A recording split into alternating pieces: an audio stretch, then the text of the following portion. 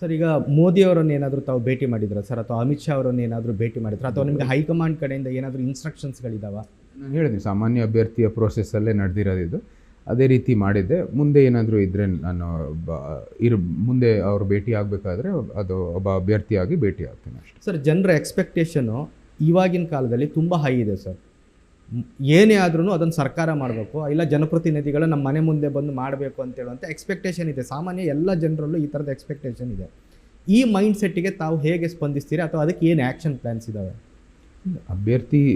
ಅಭ್ಯರ್ಥಿಯಾಗಿ ಅಥವಾ ನಾವು ಆಯ್ಕೆ ಆದರೂ ಕೂಡ ನಾವು ಈ ಜನರು ಏನು ನಿರೀಕ್ಷೆ ಇದೆ ಅದನ್ನ ನಾವು ಕೆಲಸ ಮಾಡಬೇಕಾಗಿದೆ. ಅದಕ್ಕೆ ತಕ್ಕಂತೆ ನಾವು ಕೆಲಸ ಮಾಡಬೇಕಾಗಿದೆ.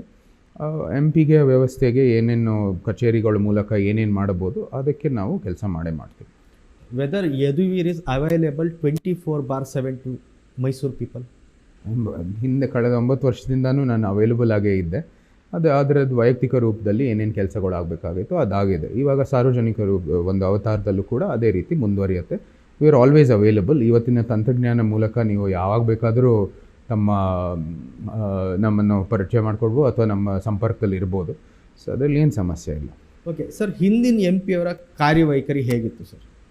ಒಳ್ಳೆ ಕೆಲಸ ಮಾಡಿದ್ದಾರೆ ನಮ್ಮ ಪ್ರತಾಪ್ ಸಿಂಹ ಅವರು. 10 ವರ್ಷದಿಂದ ಎಲ್ಲರೂ ಅವರು ತಮ್ಮ ಪ್ರೋಗ್ರೆಸ್ ರಿಪೋರ್ಟನ್ನು ನೋಡ್ಬೋದು. ಭಾಳಷ್ಟು ಅಭಿವೃದ್ಧಿ ಕೆಲಸ ಮಾಡಿದ್ದಾರೆ. ಹೇಳಿದ್ದೀನಿ, ಅವರು ಮೈಸೂರಿಗೆ, ಕೊಡಗುಗೆ ಭವಿಷ್ಯದಲ್ಲಿ ಅವರೇ ಅಡಿಪಾಯ ನೆಟ್ಟಿದ್ದಾರೆ ಅಭಿವೃದ್ಧಿ ಕೆಲಸ ಅಂತ ನಾನು ಹೇಳಿದ್ದೀನಿ. ಈಗ ಅವರ ಹ್ಯಾಂಡ್ ಟು ಹ್ಯಾಂಡ್ ಈಗ ಹೇಗೆ ಇಲ್ಲಿ ಗ್ರೋತ್ ಆಗಿದೆ? ಅವರು ಕೆಲವು ನಮ್ಮ ದೊಡ್ಡ ಸಭೆಗಳು ಎಲ್ಲ ಬಂದು ಭಾಗಿಯಾಗಿದ್ದಾರೆ. ನಮ್ಮ 2 ಪಕ್ಷದ ಕೂಡ ದೊಡ್ಡ ಸಭೆ ನಡೆಯುವಾಗೂ ಕೂಡ ಬಂದು ಭಾಗಿಯಾಗಿದ್ದರು. ಕೊಡಗುಲು ಬಂದಿದ್ದರು, ನಮ್ಮ ಮೈಸೂರಲ್ಲೂ ಬಂದಿದ್ದರು. ನ್ಯೂಸ್ ಫಸ್ಟ್, ನಿರ್ಭೀತಿಯಿಂದ ನಿಮ್ಮ ಪರವಾಗಿ.